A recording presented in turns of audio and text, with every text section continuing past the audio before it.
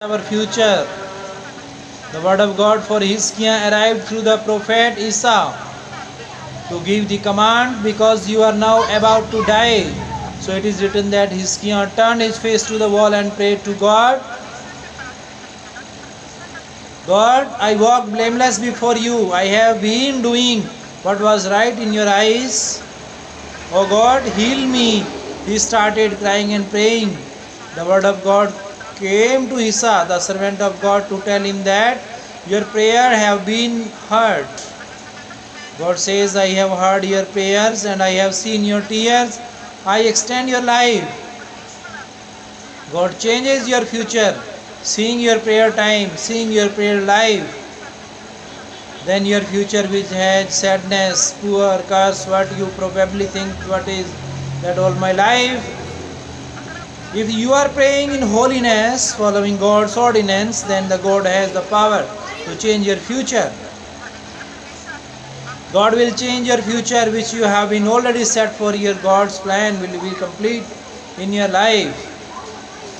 God, if you are prayerful like Hizkiah, when Hizkiah sat in prayer and God not listened to him, but he had his whole prayerful life behind him in which he told that I have walked blameless before you. That's why he healed me, save me, increase my age. God, I am who is hypocrite, listen to my prayers. I am who is a sinner, therefore listen to me. Oh God, I am whole.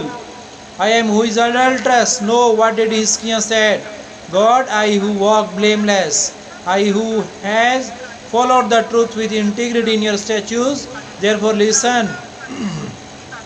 You pray, this is not enough. The time apart from your prayer should also be according to the command of God. Do you follow the word of God or obey it? You have been connected for so long with this church, you will also now remember not to lie, not to sin, not to commit adultery, to honor parents, not to steal, not to corruption, not to have envy with anyone. Stay in prayer, keeping the word, fasting, leading a holy life are God's commandments.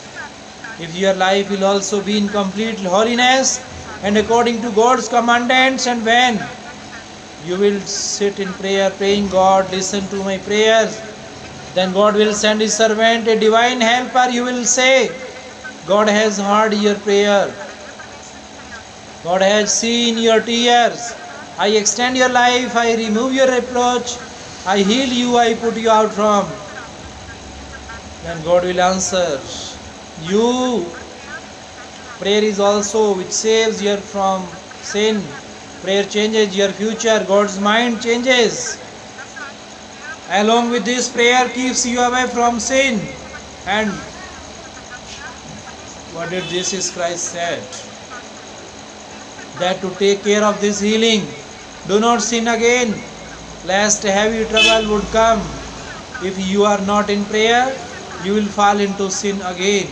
And the testimony that has been received. I will end again.